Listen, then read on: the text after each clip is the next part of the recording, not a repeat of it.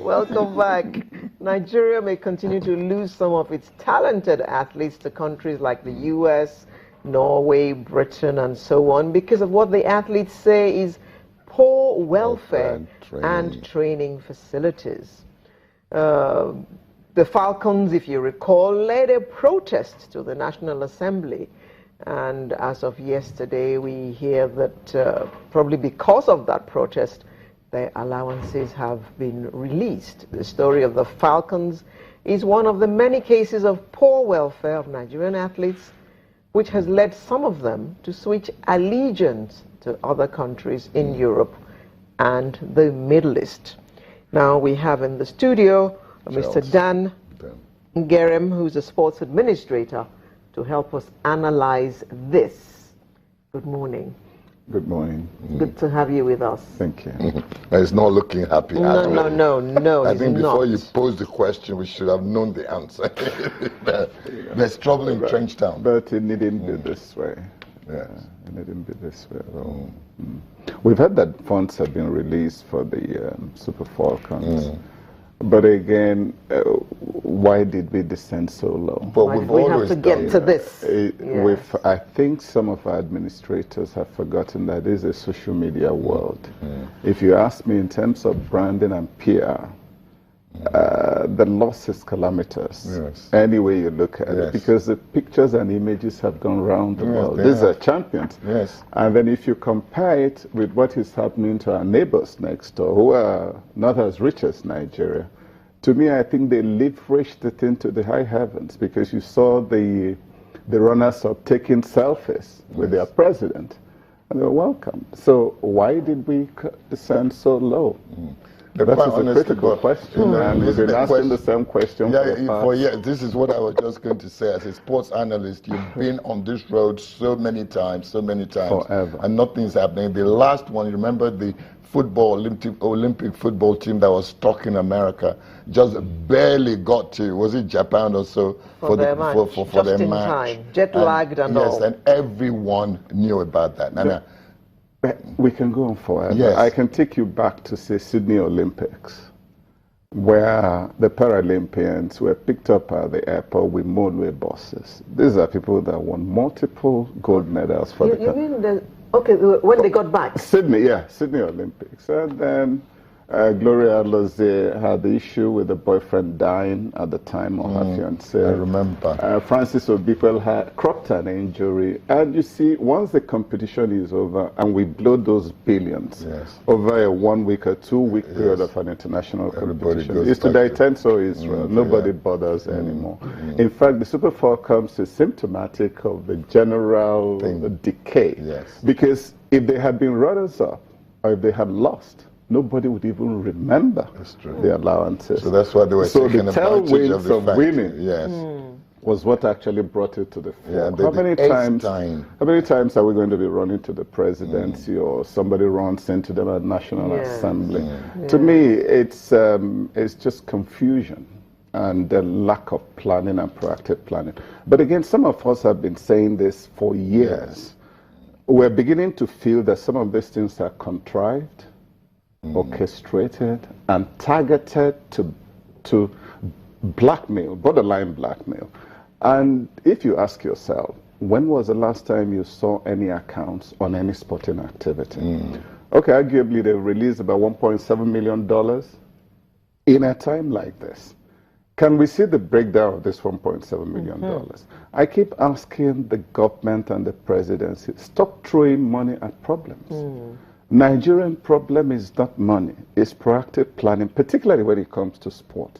It's take care of the athletes. Like I said, don't let them not come back and you treat them like leftovers. We forget very easily that when these athletes wear green, white, green, they're carrying our collective destiny. Any way you look at it. So these images that have gone all over the world, people are calling me from all over the world. It's Nigeria. I'm Nigerian. We're talking corruption. People are wondering, didn't you know that these people were going on this competition? No, didn't you know that you might win, given your historical antecedents? Yeah, but they said that they didn't think that they would win. So all the preparation. Again, I think maybe the minister he was misquoted. Let me assume he's misquoted, because that's descending to the lowest of the low. That you send people out and you say you expecting them to lose. So why bother? Maybe that's not exactly how you put it. So I'm assuming that is misquoted. But again, there are other factors very damaging, collateral, incidental, and contingent. I give you a very simple one. When in social media world, again, all these athletes are educated, they can Google it. You charter a plane to go to Cameroon to watch one match. Okay, and the plane waited for you. So we know that if you charter a plane, you're going to pay for both legs. And waiting time also, you pay for it because you didn't just leave. Yeah. And then you didn't bother to go and talk to the athlete. You chartered the plane and you were in Cameroon in the first place because of these athletes. You didn't even encourage them. You didn't see them. You went to the match, finished, and left. So let's say, let's say it will cost you about $100,000 to do that.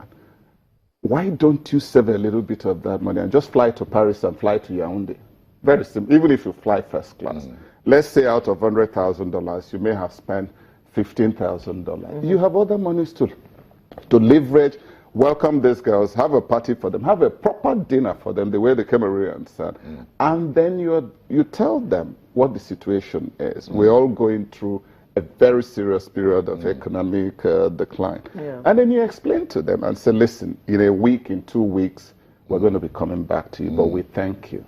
So these are issues that are hurting us, and it's been there forever. Public relations issues. Simple public relations. And again, it's been articulated all over many years. There's a Bermudia report, there's Vision 2010 report.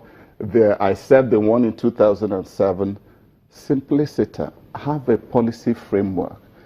If somebody is representing Nigeria, if you have #1 within your budget, just tell that athlete, I'll give you #1 if you win.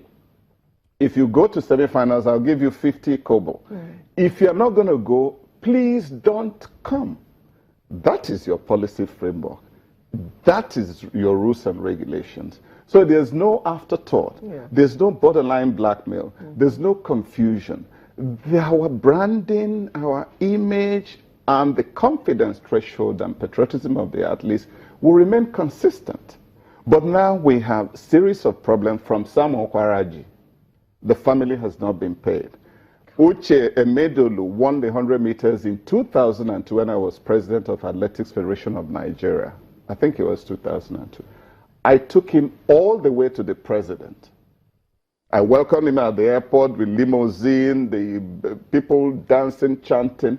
It wasn't about the money. It was the appreciation and the image and the welcome. Then they saw it on TV and called us all the way to Abuja. I said, why? What for? I don't know any president. I'm not interested. But they said, come on, all the same. We went there. And the president then opened his mouth and said, we're going to give Uchenna Emedolu a street in Abuja. 2002 to now. Even somewhere in the bush in Nyanya or somewhere, there is no street. It doesn't cost you an iota. It doesn't cost you a dime to do that. So why are we like this? Okay, I'll give you a further example. Gloria Alozie left Nigeria and went to, I think it was Spain. The other chap, Obikwelo, went to Portugal. So I told Spain, listen, we spend money to bring Gloria up to this international Olympic standard. So you don't just take her away. What are you giving us, a developing country, in return? So they said, listen, we're going to give you a training program. We're going to train your coaches. If you want some technical assistance, we're going to give you. I said, put it in writing. They put it in writing. Now, since Gloria left Nigeria up to now, nobody has bothered to ask questions. Perhaps because there's nothing for the boys, as it were.